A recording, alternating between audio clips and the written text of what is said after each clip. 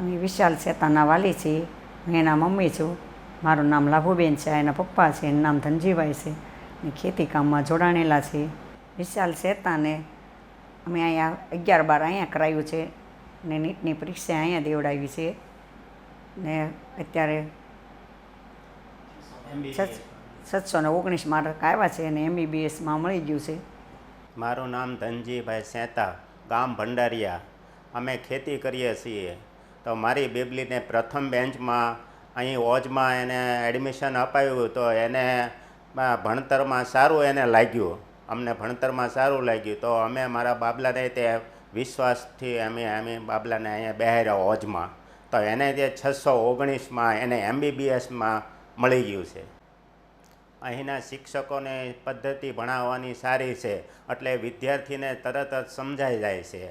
અને Nirav sir chemistry અને પ્રાજલ sir chemistry લે છે તો છોકરાઓને સારી રીતે ભણાવે છે, સમજાય રીતે ભણાવે છે. સર ફિઝિક્સ લે છે તો બહુ સારું ભણાવે છે. મારા છોકરાને બહુ ધ્યાન આપ્યું છે અને સારું એવું ભણાવ્યું છે જિજ્ઞેશ સરે. અને બાયોલોજીમાં કૃષ્ણા સરે બહુ સારું ભણાવ્યું છે તો એના અનુભવ સારા છે. તો એ છોકરોને સારી રીતે ભણાવે અને સમજાઈ જાય છે અને વિદ્યાર્થીને ભણવાની મજા આવે છે. અહીંના શિક્ષકોની ટીમ બધી સારી છે અને છોકરોને ખૂબ જ સારી રીતે ભણાવે છે. અને ડાઉટ સોલ્યુશન તે છોકરાને ન આવડ્યું તો બીજા દિવસે એને સમજાવે છે બધા શિક્ષકો અને સોલ્યુશન કરાવે છે અને સમજણ આપે છે અને વિદ્યાર્થીને તરત જ ગળે ઉતરી જાય એ રીતે સારી પદ્ધતિથી શિક્ષણ આપે છે. સવારમાં 7 વાગ્યામાં છોકરોને ભણાવવાનું ચાલુ થઈ જતું અને બપોર પછી રીડિંગ લેતા. તો રીડિંગમાં ખૂબ જ સારી રીતે છોકરોને આમ શાંતિ વાતાવરણમાં છોકરા ભણતા રીડિંગનું.